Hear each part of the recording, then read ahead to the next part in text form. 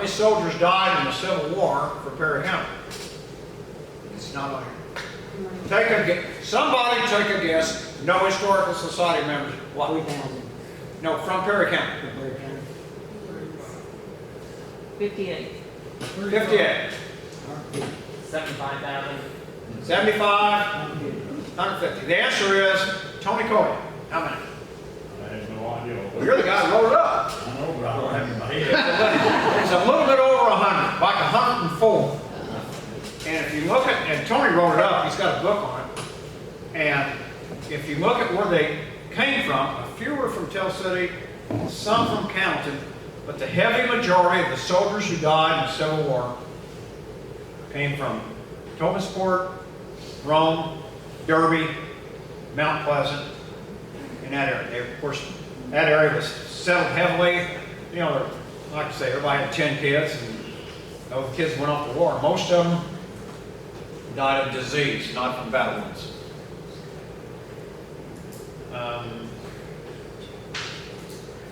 We're 10 after. I said, you want to go a little longer, or you want to call it a day?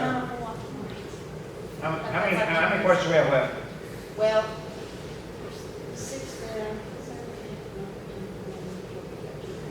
14. We have 14 questions. Want to do them?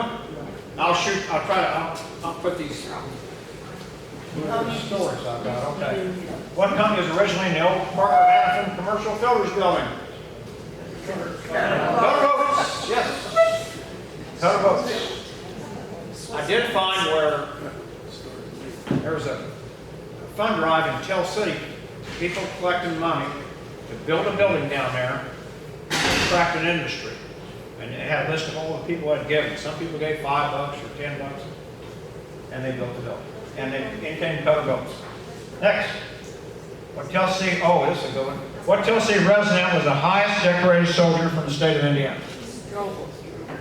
That's That's your family. That's her family. Your family? It's her I father. love Your that. grandfather? It's her dad. Your father? Henry Strobel? Is your father? I'd love to have a picture to add to We'd this like to have slideshow. Yeah. his testimony of what he did in World War I is at the museum. I've read it. It's a fascinating story. His heroics are very similar to Alvin York's. He captured like 132 men. And to this day, I do not know why nothing is named after Henry Strobel in Tell City. Maybe there will be. What? Maybe there will be someday. I don't know. Something ought to be named after Henry Strobel. He received the highest award, military award, is the Congressional Medal of Honor. Henry received the Distinguished Service Cross. Mom told me that one day he got a letter that a bunch of people from France were over here going to be in New York City. He was invited up to receive a decoration. But Henry didn't, nobody had any money. He couldn't go up there, and the government back then wouldn't pay for everything. So he stayed, he wrote back and says, I can't make it, I don't have any money. And so about a month later, a box arrived, had several medals. I think the Croix de Guerre, several French medals, and all sorts of stuff. And they sent them to him, and you probably still have those medals, don't you? Yeah, they're in the family. Yeah, he was originally from St. Minder there, and he married somebody down here, or somehow they moved down here. He was born in St. Minder, but my mother was from Tell City. But he knew there was a High German and a Low German, and he knew High German. This one Mom told me. And that's what the German officers spoke. They spoke High German. And in the middle of a battle, down in the tunnels, those tunnels that were dug, not trenches, tunnels, where everything was smoking, he would yell out in High German, German soldiers give up. And they responded. He captured well over 100 German soldiers. 144? 142. How many? 142. 242. 242? Yeah. 242. See, I can't hear him. That's more than Alvin York. His heroics are they're astonishing. And he got gassed. He got gassed and he could never hold a regular job. He was a truck farmer. He was shot in the arm. Yeah, and I remember he would walk up and down the streets of Tennessee when I was a little boy. You know, he'd be running around the house playing army or ball or something. And Mom stopped and said, "You need to go talk to that guy. He's a World War I hero." Well, you know, I was 6 years old and I'd take off the other direction. What I wouldn't give to talk to him now. Like I say, we need to name something after him. So, next. Oh, here's a building. What resident was with the Navajo Code Talkers during World War II? Like the Nicolas Cage movie, Code Talkers. Where the Navajo spoke that. Who was it? Mansfield. Jim Mansfield. And Jim would speak, that was my uncle, he would speak all day long about those Navajo Indians and what an honor it was to serve with. Next. What resident was at Pearl Harbor aboard the USS Nevada? It got hit, he had severe burns. The answer is Earl Davis. He gave us a talk about, Mark, 30 years ago? I was trying to tell him. But it was a fascinating talk about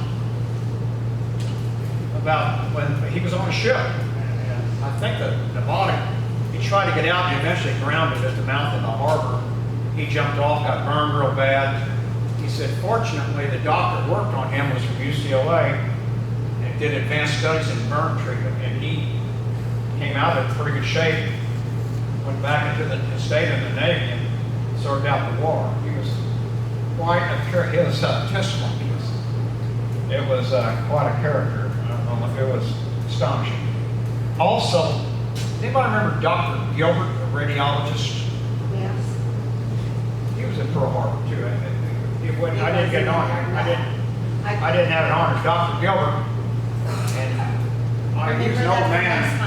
Many years ago, I heard him say he remembers the planes coming in. He would look up, and there was a Japanese pilot smiling. It was from like here, just right to there. But he survived. Okay, next.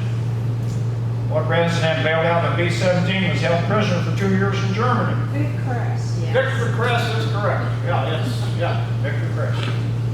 Came back as postmaster and a fine man and a fine citizen. He spent 2 years in there. He said Dad said he caught diphtheria, I believe, over there. But he said the Germans took care of it. Probably because his name is Kress. German name. Next. What residence Telsey served with Audie Murphy? Audie Murphy was the highest decorated soldier in World War II. Everybody remember Audie Murphy? That's why I You was young, everybody remember Audie Murphy? Yeah. He was a movie star. He had that movie about his voice called To Hell and Back. He wasn't big enough to join the Marine Corps, he joined the Army, and they laughed at him, and he turned out just extraordinary, courageous boy. What two guys served with him? He was in the 3rd Division, 7th Army. And the answer is Derby Dobie and Art Clinton. They were both in the same battles. While D-Day took off, there was a battle in the southern part of France, two huge. One was called the Battle of the Comar Pocket. And Derby and Art was my father-in-law. Art was, Derby was, he was in all sorts of action. From the Kasserine Pass all the way up to, at one time he had the highest number of points, which was points awarded on battles of any soldier in Europe. And he survived war. My father-in-law was awarded the Silver Star for his heroism at the Battle of Comar Pocket. My dad was a mechanic on B-26. It was his outfit that bombed the Germans at the Comar Pocket. So everything kind of came together there. Next. What type of plane crashed at Millstone, March 17, 1960? Electra. I think that was the 4th one that went down, and that's when they stopped all the Electras.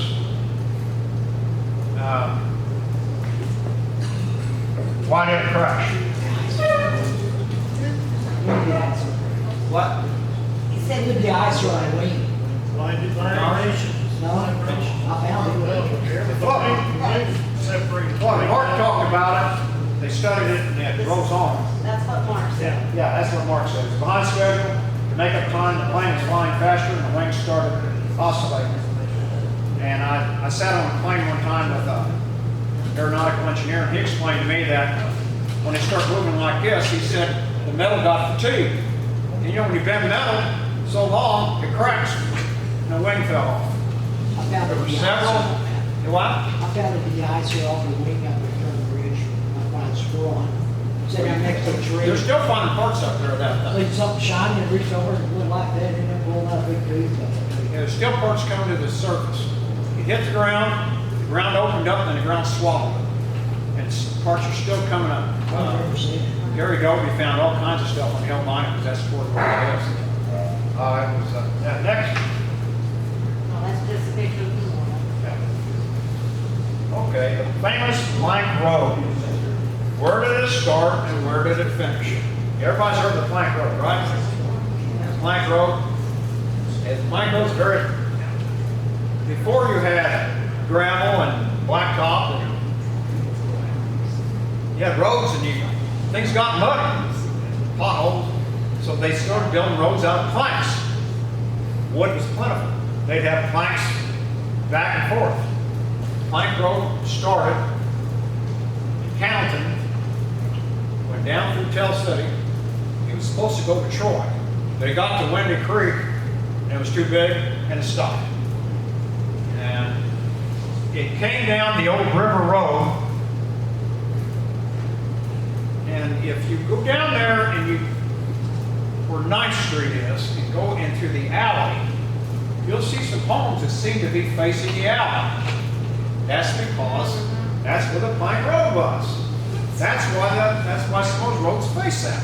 That was a major thoroughfare. It came down, then it kind of went off and went up the alley behind St. Paul.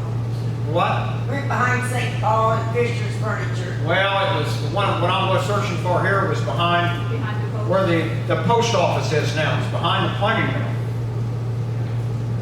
It came right through there, and it probably went down through St. Paul, yeah. But I know that when they were building the planing mill, of course Charlie Schreiber and the other guy, Edgar, two of them. They were down there digging around. That's when they found the old brewery down there. They were digging around that alley, getting ready for the post office. And old man Charlie Schreiber's there.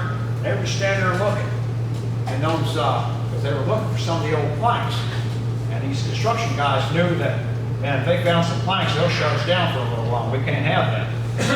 So the story was Charlie and Edgar went to lunch. Those guys first, they started digging up, and they came back and it all been dug up. But they had found a piece, and they gave it to the museum. And is it still there, Mark, or is it? Never heard of its existence. I don't know. I've heard they gave us they found a piece of wood buried. It might have been the Plank Road. But that's the end of that story. Next. Oh, here we go. What small community was platted between Tell City and County? Benhaven. What? Benhaven. Fulton. Fulton. Oh, wait a minute. You're on probation. I thought the same as you. Finhaven. A lot of people say Finhaven. It was behind Finhaven. You know where the hospital is? The old hospital is next to it. Somebody came down the river and saw they were digging coal over in Kentucky. He says, wait a minute. They're digging over here. I bet it's over here. So I came up, hired some people, and started digging coal. They found some coal. So they platted out a small community there. There are old maps, and I've seen one, town of Fulton, with a couple streets both ways. So they dug out the coal, threw it onto a barge, I think 2 barges. And the idea was to send it downriver somewhere, get some money, come back, and reinvest it in the town and keep going. Well, the barges sank. The money was gone, the business founder, the people moved on. And Fulton disappeared, or what was left. There were some caves, some mines left up there. They said Roy Finn used to store apples in one of them. And he was in there, had some apples drying out or something. He came out the next day, he went back up there, and it had collapsed. It kind of shook up Roy. Well, here about 30 years ago, when the hospital was still in business, there was a monstrous effort. It was a huge fiasco. They started digging coal there next to it. They were dynamiting up there. Anybody remember that? Yeah. That's that same seam of coal that Fulton was digging into. You know, they got in there, got a bunch of coal, got out of there real quick, dynamited the place, broke up the old hospital. That was a mess. Next, Fulton is on the riverside. Okay. What was the name of the first book? Former governor of Indiana, Edgar D. Whitcomb wrote. First book. What? Escape from Corregidor. I've read it. Has anybody else here read it? It is a fascinating book. And if you want to know how we won World War II, read that book. It shows just the tenacity of the young men that America produced out of the Depression. It is a great book. Next. What's the name of the airplane that was built in Tell City? There was an airplane. Next, go in. The Edwards Hydroplane. It's had several different names, but at the museum, it was to take off on water. We had the float, one of the floats up there, and the propeller. Anything else, Martin? Okay. That propeller and one of the floats from that airplane, and it was a local investor, and they were going to someone was going to try to start an airplane factory here. And they had a big crowd on the Ohio River, and they had it out there, and it didn't take off. I think they brought it up and tried. How many times they tried, Mark? I think 3 times. Finally, they ran out of money, they gave up, and the company found it. It's in the book. I'll also throw this in. Did you know there was an automobile built in Tell City? A group of young men, one of them was Edgar Sherman's. They decided they were going to build a car. They started building cars in Tell City. And at this time, there were 145 car manufacturers in the state of Indiana. Because you could buy the parts from up around Detroit. They'd sell them anyway. They built it. They built a car. It's called the Tell City. And I think they may have sold it, and it just didn't go when the company found it. About 30 years ago, maybe 35 years ago, I was watching Channel 14. I was at Mom, she was feeding us supper. And we were watching Channel 14, and the guy says, wait till the end of the, if you're from Tell City, wait till the end of the program. Got something for you. Okay. At the end of the program, there was an old man that had died in Arkansas, and he had a junkyard. He wouldn't let anybody into it, not even for the scrap metal drive we're working. He said he was kind of a hermit and a very odd individual. He had died, no descendants, and everybody came in, and they started selling everything off. Now, a lot of them old automobiles, and they had pictures. This automobile, this one. And they showed the 4th one on the front of it that said, Tell City. That old automobile ended up down there. But the auction was the next morning. It was in Arkansas. And, I was in my early 30s or something.